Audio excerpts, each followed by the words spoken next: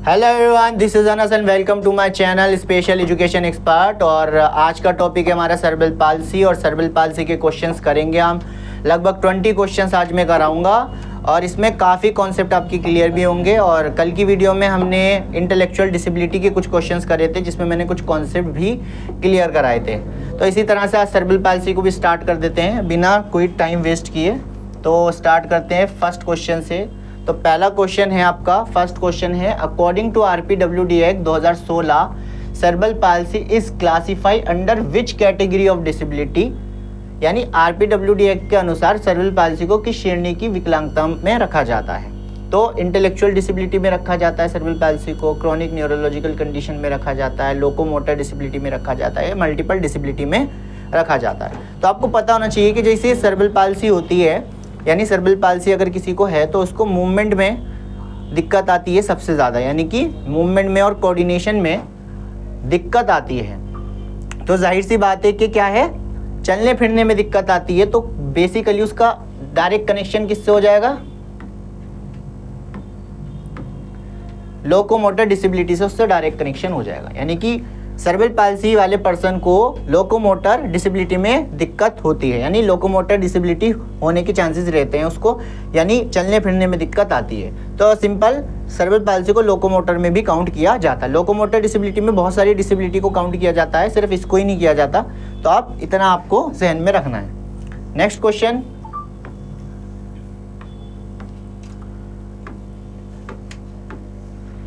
सर्बल palsy mainly affect which function of the body. Cerebral palsy अगर किसी को है तो बॉडी का कौन सा फंक्शन अफेक्ट होता है, hearing, movement and posture, vision और लर्निंग।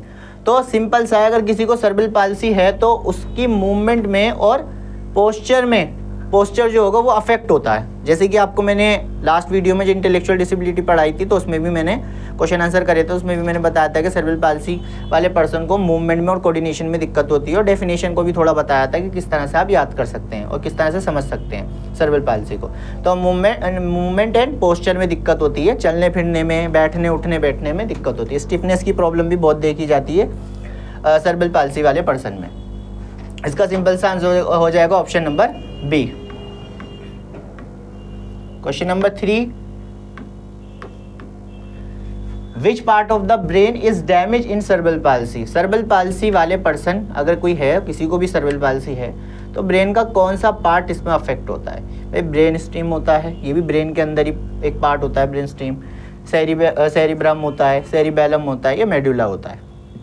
ठीक है, तो आप ये तो याद रखिए कि जो टाइप्स अगर आपने सर्बल पाल्सी के पढ़े हैं तो उसमें एक में सेरिब्रम और सेरिबेलम दोनों के बारे में देखा होगा कि कौन सा टाइप होने पे कौन सा ब्रेन का एरिया डैमेज होता है। तो कहने का मतलब है कि ब्रेन डैमेज होता है सर्बल पाल्सी में तो कौन सा पार्ट होता है। तो देखिए, सेरिब्रम भी हो सकता है और सेरिबेलम भी हो सकता है।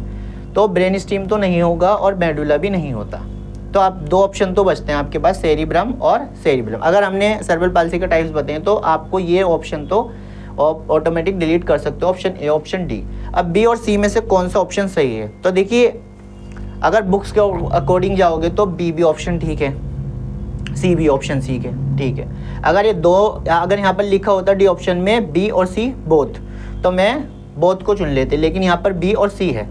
तो ज़्यादातर अगर हम देखें तो इसमें ज़्यादातर चांसेस किसके हैं, सेरिब्रम के। सेरिब्रम वाली कंडीशन ज़्यादा कॉमन होती है, इसलिए ऑप्शन नंबर बी ज़्यादा अप्रोप्रिएट रहेगा चूज करना एज कम्पेयर टू सी। ठीक है, लेकिन अगर दोनों ऑप्शन में हो तो आप दोनों के साथ जाइएगा, एक के साथ मत जाइएगा। तो आप ये याद रखिए। Next question, question number 4। Question number 4 पे अगर हम देखें तो cerebral palsy is a dash condition. कौन सी, किस प्रकार की कंडीशन है, डैश कंडीशन है। तो प्रोग्रेसिव कंडीशन है, नॉन प्रोग्रेसिव कंडीशन है, टेम्परेरी कंडीशन है, या डीजेनरेटिव कंडीशन है। देखिए, प्रोग्रेसिव का मतलब है अगर किसी को सर्बल पाल्सी है तो भाई उसका सर्बल पाल्सी जैसे जैसे उसकी एज बढ़ रही है वैसे वैसे उसका सर्बल पाल्सी की कंडीशन भी बढ़ रही है।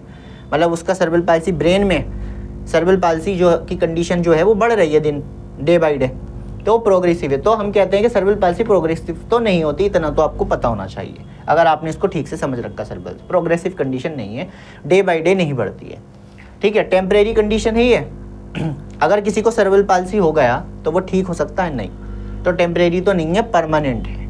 क्या है? टेम्परेरी नहीं है, ये परमानेंट कंडीशन है। अगर किसी को सर्विल पाल्सी हो गया तो उसकी मृत्यु तक उसको सर्विल पाल्सी रहेगा। आज शरीर के अंदर जो उसका सर्विल पाल्सी का लेवल है वो ज़रूर घटता बढ़ता रहता है, कभी ज़्यादा कभी कम, लेकिन जो कंडीशन है वो परमानेंट है, टेम्परेरी नहीं है। डीजनरेटिव है ना, डीजनरेटिव का मतलब है धीरे धीरे डीजनरेट हो रही है, धीरे धीरे हो रही है। टिश्यूज़ जो होते हैं धीरे धीरे डीजनरेट हो रहे हैं, ख़राब हो रहे हैं ब्रेन के टिश्यूज़, तो वो है। तो ऐसा भी कुछ नहीं है। ये क्या है? एक नॉन प्रोग्रेसिव कंडीशन है, ठीक है। यानी कि ब्रेन में जितना सर्विल पाल्सी है हमेशा उतना ही रहेगा, कभी नहीं बढ़ता। आपको जितने परसेंट, जितने मतलब आपको समझ लीजिए अगर 20% आपके ब्रेन, आपको 20% सर्विल पाल्सी है तो 20% ही रहेगा ताउम्र, यानी कि मृत्यु तक 20% ही रहेगा ब्रेन में सर्विल पाल्सी। ये नहीं है कि 30 हो जाएगा या घट के 10 हो जाएगा, 20 है तो 20। या आपको कह सकते हैं कि इसकी कैटेगरीज भी आपने सीवियरिटी भी पढ़ी होगी, mild cerebral palsy, moderate cerebral palsy, severe cerebral palsy. तो अगर कोई माइल्ड सर्विल पाल्सी है तो हमेशा माइल्ड ही रहेगा, ऐसा नहीं मॉडरेट पे चला जाएगा। इसलिए इसको कहा गया है एक नॉन प्रोग्रेसिव कंडीशन। तो ऑप्शन नंबर इसका बी करेक्ट आंसर हो जाएगा। क्वेश्चन नंबर 5 पे आते हैं। क्वेश्चन नंबर 5 है which of the following is not a type of cerebral palsy. Which of the following is not a type of cerebral palsy. तो cerebral palsy का कौन सा टाइप्स नहीं है? तो आपने पढ़े होंगे सर्विल पाल्सी के टाइप, तो भाई spastic cerebral palsy, dyskinetic cerebral palsy, ataxic cerebral palsy, neurotic जैसा कुछ होता है। तो भाई अगर ये तो बहुत सिंपल क्वेश्चन है कि भाई आपने spastic cerebral palsy college life में भी आपने बहुत सुना होगा स्पास्टिक सर्विल पाल्सी। तो स्पास्टिक सर्विल पाल्सी जो होता है वो भी हमने पढ़ रखा है, हमें पता है कि स्पास्टिक सर्विल पाल्सी भी होता है कुछ, ठीक है। डिस्काइनेटिक सर्विल पाल्सी भी हमें पता है। अटैक्सिया भी होता है एक सर्विल पाल्सी का, एक टाइप होता है, लेकिन नोट पूछ रहा है, नोट पे फोकस कीजिए कि कौन सा नहीं है। तो न्यूरोटिक नाम का कोई भी सर्विल पाल्सी का टाइप नहीं होता। तो इसका जो राइट आंसर हो जाएगा वो हो जाएगा ऑप्शन नंबर डी, क्योंकि गलत ही पूछा है तो ऑप्शन नंबर डी इसका राइट आंसर हो जाएगा। ये तीनों इसके सर्विल पाल्सी के टाइप्स आते हैं स्पास्टिक।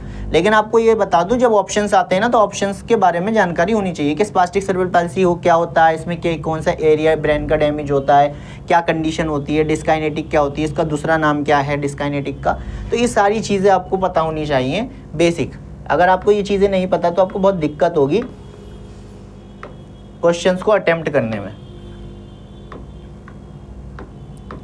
अब आते हैं हम क्वेश्चन नंबर 6 पे। Cerebral palsy occur due to, किस वजह से होता है? Injury to the developing brain, विकसित होते समय मस्तिष्क को चोट लगना, ठीक है, इंजरी की वजह से लगना। Lack of vitamins, viral infection, spinal cord injury. तो भैया स्पाइनल कॉर्ड में इंजरी की वजह से तो सर्विल पाल्सी नहीं होता, ऐसा तो कुछ होता नहीं है। वायरल इन्फेक्शन की वजह से भी सर्विल पाल्सी नहीं होता, है ना, सर्विल पाल्सी वायरल इन्फेक्शन की वजह से भी नहीं होता। लैक विटामिन्स की कमी की वजह से भी सर्विल पाल्सी नहीं होता। तो बेस्ट ऑप्शन इसका क्या है कि इंजरी की वजह से होता है। डेवलपिंग, जब ब्रेन जो है 9 मंथ का जो पीरियड होता है प्रीनेटल का, उस समय जब ब्रेन डेवलप हो रहा होता है तो उस समय कोई इंजरी होने की वजह से सर्विल पाल्सी हो सकता है, ठीक है। First option is the right answer of this question. तो अब आप नेक्स्ट क्वेश्चन पे हम देखते हैं। नेक्स्ट क्वेश्चन है क्वेश्चन नंबर 7 है which of the following professional is most essential in rehabilitation of children with cerebral palsy. Cerebral palsy वाले बच्चे के पुनर्वास में निम्न में से कौन सा पेशेवर सबसे आवश्यक होता है? तो कौन सा है जो रिहेबिलिटेशन में मदद करता है, वो कौन सा प्रोफेशनल है जो रिहेबिलिटेशन में बच्चे के सर्विल पाल्सी वाले बच्चे के रिहेबिलिटेशन में हेल्प करता है? तो फिजियोथेरेपिस्ट है, ऑडियोलॉजिस्ट है, ऑप्टोमेट्रिस्ट है या स्पीच पैथोलॉजिस्ट है, ठीक है। तो आपको पता है फिजियोथेरेपिस्ट तो आपको पता ही है, ठीक है। ऑडियोलॉजिस्ट हेयरिंग से रिलेटेड है, ऑप्टोमेट्रिस्ट वीआई से विजन से रिलेटेड है, स्पीच पैथोलॉजिस्ट ये स्पीच से रिलेटेड है। तो इसका सबसे जो अप्रोप्रिएट आंसर होगा वो ऑप्शन नंबर ए होगा, क्योंकि फिजियोथेरेपी बहुत दी जाती है। अगर सर्विल पाल्सी वाले बच्चे के लिए सबसे बेस्ट अगर बात करें तो बेस्ट थेरेपी जो मानी जाती है सर्विल पाल्सी वाले के लिए वो फिजियोथेरेपी ही मानी जाती है। तो इसलिए इसका आंसर हो जाएगा ऑप्शन नंबर ए। अब बात करते हैं क्वेश्चन नंबर 8 की। तो क्वेश्चन नंबर 8 देखते हैं क्या है। अंडर RPWD एक्ट 2016 विच क्लॉज इंक्लूड सर्विल पाल्सी। कौन से एक्ट में जो है सेरेब्रल पाल्सी को क्लॉज में रखा गया है, किस एक्ट में मतलब, तो RPWD एक्ट के अंदर भी कई सारी चीज़ें बताई गई हैं। तो क्लॉज ए है ना, सेक्शन 2Z(C) है, तो इस तरह से। तो इसका जो राइट आंसर होगा, देखिए इसके बारे में इतनी जानकारी या डीपली पढ़ने की नीड नहीं है, बस ये है कि कोई क्वेश्चन ऐसे आते हैं जो बहुत ज़्यादा टफ होते हैं। तो इसका जो राइट आंसर हो जाएगा वो ऑप्शन नंबर बी हो जाएगा, clause B of section 2(S). ठीक है, तो यार अंडर एक्ट किस एक्ट में सेरेब्रल पाल्सी को RPWD के किस एक्ट में इंक्लूड किया जाता है, तो वह है क्लॉज बी ऑफ सेक्शन 2। तो ये आपको याद रखना है, अगर आ जाता है इन केस तो, ज़्यादा डीपली अगर पूछता है तो। Next question number 9।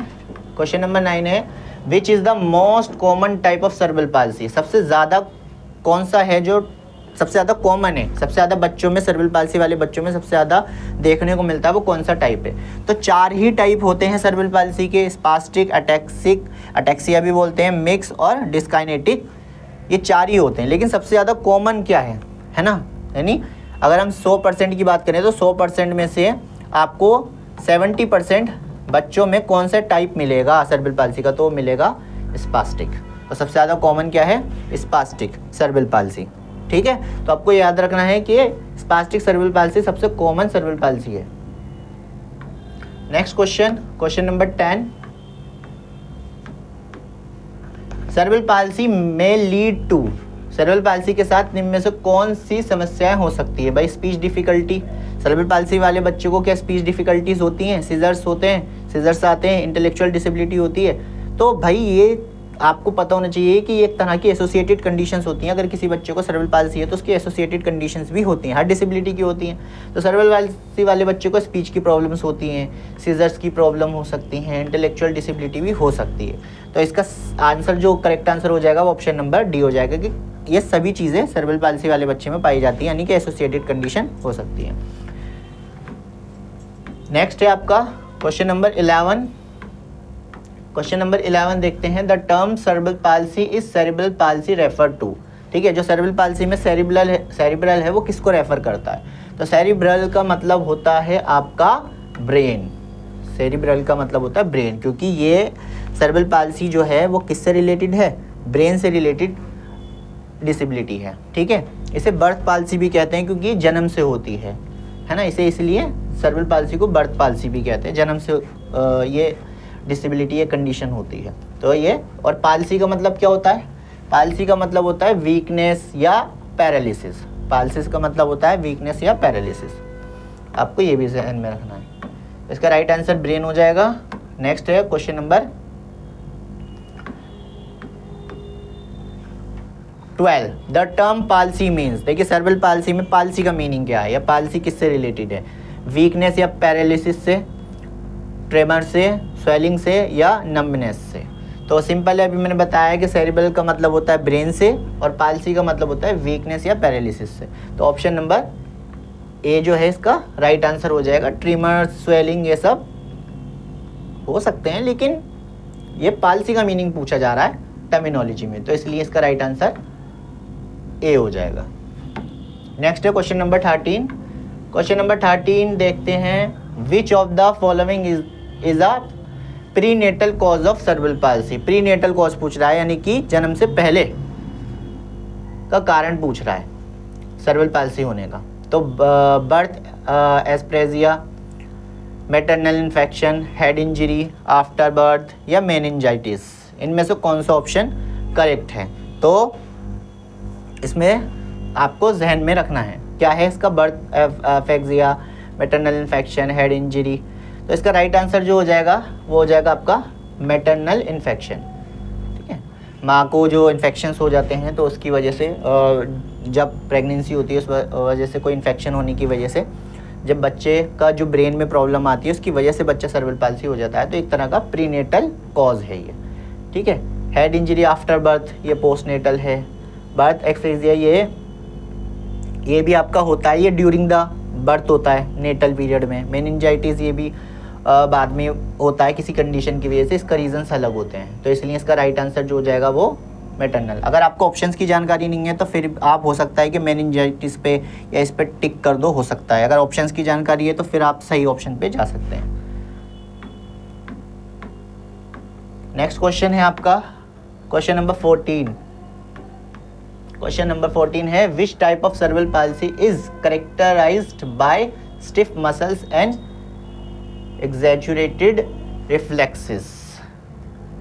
तो कौन सा सर्विकल पाल्सी है जिसकी करेक्टरिस्टिक्स हैं, क्या है? दो करेक्टरिस्टिक्स बता रहा है ये, एक तो स्टिफ मसल्स यानी टाइट मसल्स होंगी और रिफ्लेक्सेस जो होंगे वो क्या होंगे, थोड़े आप कह सकते हो कम हो सकते हैं, है ना, उसमें भी दिक्कत होगी रिफ्लेक्सेस में भी। तो वो कौन सी है? तो स्टिफनेस जो पाई जाती है वो कौन से टाइप के सर्विकल पाल्सी में पाई जाती है? तो आपको याद रखना है कि स्टिफनेस जो है वो स्पास्टिक सर्विकल पाल्सी में स्टिफनेस ज़्यादा पाई जाती है, स्टिफनेस होती है। तो इसलिए इसका जो करेक्ट आंसर हो जाएगा ऑप्शन नंबर ए हो जाएगा। सर्विकल पाल्सी की जो करेक्टरिस्टिक्स पूछी है स्टिफनेस वाली कि भाई कौन से वो सर्विकल पाल्सी का टाइप है जिसमें स्टिफनेस और ये रिफ्लेक्सेस वगैरह की दिक्कत होती है, तो वो है स्पास्टिक। तो इसका राइट आंसर हो जाएगा option number A. Question number 15 पे आ जाते हैं।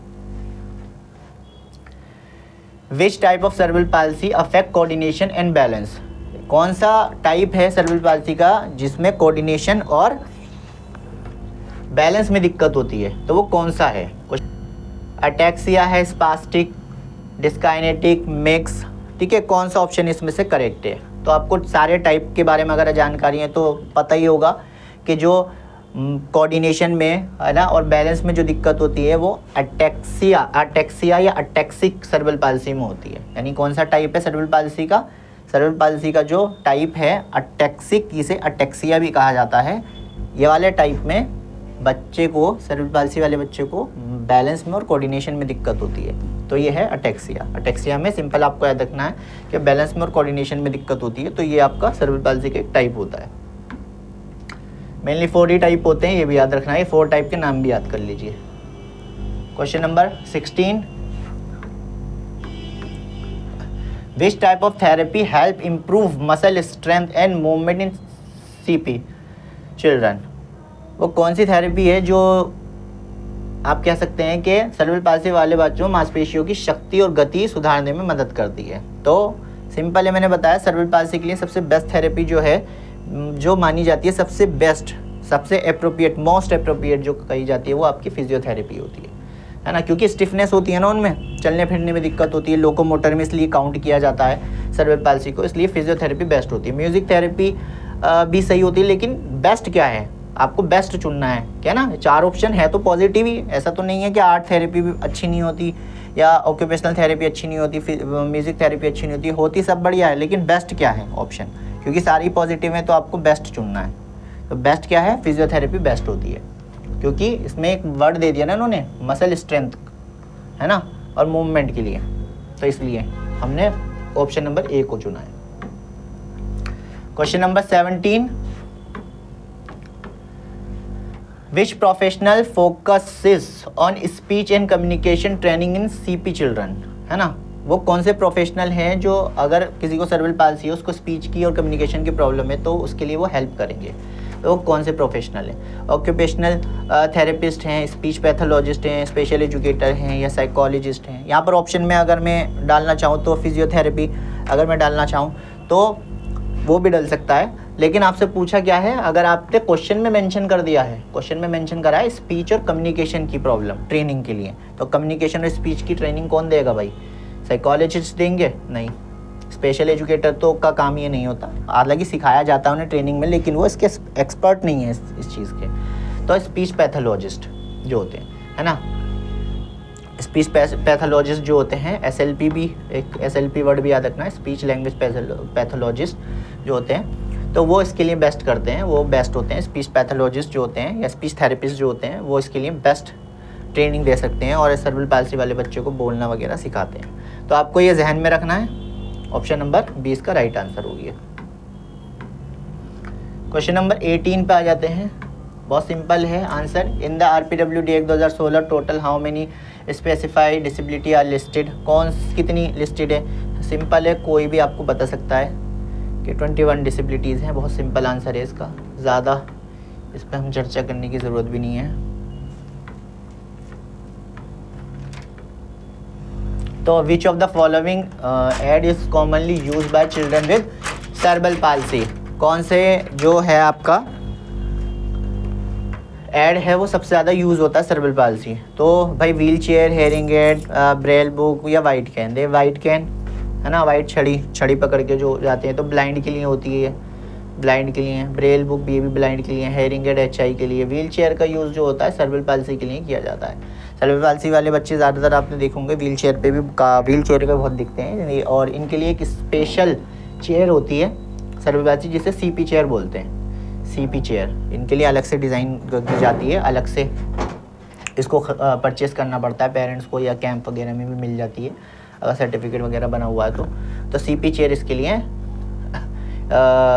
बनाई गई हैं अलग से। तो इसका बेस्ट हो जाएगा आंसर, वो है व्हील चेयर। नेक्स्ट है और आज का लास्ट क्वेश्चन है, क्वेश्चन नंबर 20 आज का लास्ट क्वेश्चन है। तो सेरेब्रल पाल्सी में को exist with which of the following disability.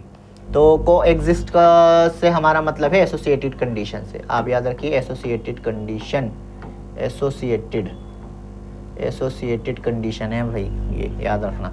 तो को एग्जिस्ट भी कह सकते हो, देखिए ज़रूरी नहीं है कि एसोसिएटेड ही लिखा हुआ आए, एसोसिएटेड ज़्यादातर आपने को एग्जिस्ट भी आ सकता है, और इसके अलावा कोई और सिनोनियम भी यूज़ किया जा सकता है। तो सेरेब्रल पाल्सी आपसे पूछ रहा है कि को एग्जिस्ट मतलब कौन सी सेरेब्रल पाल्सी के साथ को एग्जिस्ट करती है या एसोसिएटेड कंडीशन है। तो विजुअल इम्पेयर्ड मतलब सेरेब्रल पाल्सी वाले बच्चों को VI की प्रॉब्लम हो सकती है, HI की प्रॉब्लम हो सकती है, हेयरिंग इम्पेयरमेंट हो सकता है, इंटेलेक्चुअल डिसेबिलिटी हो सकती है।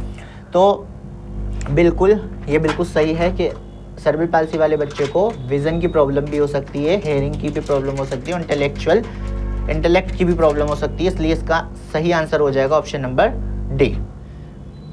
डी ऑप्शन इसलिए करेक्ट है क्योंकि सभी चीज़ें हो सकती हैं। देखिए ज़रूरी नहीं है कि सारी ही हों, मैंने बताया ना करेक्टरिस्टिक्स, मैंने कल बताया था करेक्टरिस्टिक्स का मतलब है कि भाई रिसर्चर्स ने क्या करा है, रिसर्चर्स ने 100 सिम्टम्स निकाले, मान लीजिए मैंने बताया ना 100 सिम्टम्स निकाले। अब 100 सिम्टम्स ऐसे निकाले बच्चे में जो सेरेब्रल पाल्सी वाले बच्चों में पाए जाते हैं, लेकिन उन्होंने देखा कि 100 के 100 हर बच्चे में पाए नहीं जाते, तो 30 सिम्टम्स उन्होंने ऐसे निकाले जो हर बच्चे में पाए जाते हैं। तो ये 30 सिम्टम्स जो हैं ये वो सिम्टम्स है जो हर बच्चे में, हर सेरेब्रल पाल्सी वाले बच्चे में पाए जाएंगे। तो इनको कहा जाता है कि वो उनकी करेक्टरिस्टिक्स हैं, सेरेब्रल पाल्सी वाले बच्चे की। तो ये 100 में से, और बाकी जो बचे हुए 70 सिम्टम्स हैं वो किसी बच्चे में हो भी सकती हैं करेक्टरिस्टिक, और किसी बच्चे में नहीं। जैसे VI की प्रॉब्लम ज़रूरी नहीं है कि हर सेरेब्रल पाल्सी वाले बच्चे को VI की प्रॉब्लम हो, ये ज़रूरी नहीं है, या हर बच्चे को हेयरिंग इम्पेयरमेंट की प्रॉब्लम हो, ये ज़रूरी नहीं है। तो आपको याद रखना है कि 30 जो इसकी करेक्टरिस्टिक्स होंगी वो आपको याद रखनी है जो हर बच्चे में पाई जाएंगी, और जो 70 बाकी जो बची हुई है, मैं एग्जांपल के तौर पे बता रहा हूँ, बाकी जो बची हुई वो आपको याद रखनी है कि ये होती भी और नहीं भी। जैसा मैंने बताया VI की प्रॉब्लम होती है, तो ऑप्शन के अकॉर्डिंग अगर जाए तो बेस्ट हो आंसर जो है वो डी ही है, क्योंकि ये और ये होती है, 100% नहीं होती लेकिन होती है। बच्चे में हो भी सकती है नहीं, लेकिन क्या है, होती है। 70 वाली है इसका संबंध इससे है, और 30 वाली जो होती हैं वो अलग से होती हैं। जैसे कोऑर्डिनेशन या वीकनेस या स्टिफनेस, जैसे स्टिफनेस की बात करें, स्टिफनेस, ठीक है, स्टिफनेस ये क्या एक करेक्टरिस्टिक्स है, क्यों, हर बच्चे में पाई जाएगी, ठीक है। और इसके अलावा बात करेंगे बैलेंस की दिक्कत, हर सेरेब्रल पाल्सी वाले बच्चे में पाई जाएगी, तो वो उसकी करेक्टरिस्टिक्स है। लेकिन हेयरिंग इम्पेयरमेंट या VI जैसी चीज़ जो कंडीशंस होती हैं वो हर पर्सन विद सेरेब्रल पाल्सी में नहीं पाई जाती। तो करेक्टरिस्टिक का मतलब भी आप थोड़ा क्लियर करिए। इसका राइट आंसर हो जाएगा ऑप्शन नंबर डी। तो आज के लिए इतना ही, इस वीडियो को एंड करते हैं और मिलते हैं नेक्स्ट वीडियो में। और किसी भी तरह का कोई डाउट हो और आपने 20 में से आपके कितने स्कोर किया है, आउट ऑफ 20 आपके कितने आंसर सही रहे हैं, आप भी बताइए। इसकी PPT है, PDF जो है वो मैं टेलीग्राम पे अवेलेबल करा दूंगा, चाहे तो आप वहाँ से प्रैक्टिस करके फिर वीडियो देख सकते हैं और देखिए कि आपने कितना स्कोर किया है, आपके कितने कॉन्सेप्ट क्लियर हैं सेरेब्रल पाल्सी में, और जितने आपका, अगर आपके 15 प्लस आ रहे हैं इसमें तो इसका मतलब है सेरेब्रल पाल्सी आपको काफ़ी हद तक क्लियर है। लेकिन आपके अगर कम आ रहा है 15 से, तो सेरेब्रल पाल्सी को और पढ़ने की आपको ज़रूरत है। अभी तो ये आज पहली वीडियो है, और भी वीडियोस आएंगी जिसमें सेरेब्रल पाल्सी को लेकर मैं और भी बहुत सारे क्वेश्चंस कराऊंगा। तो मिलते हैं नेक्स्ट वीडियो में, जब तक के लिए टेक केयर, गुड बाय।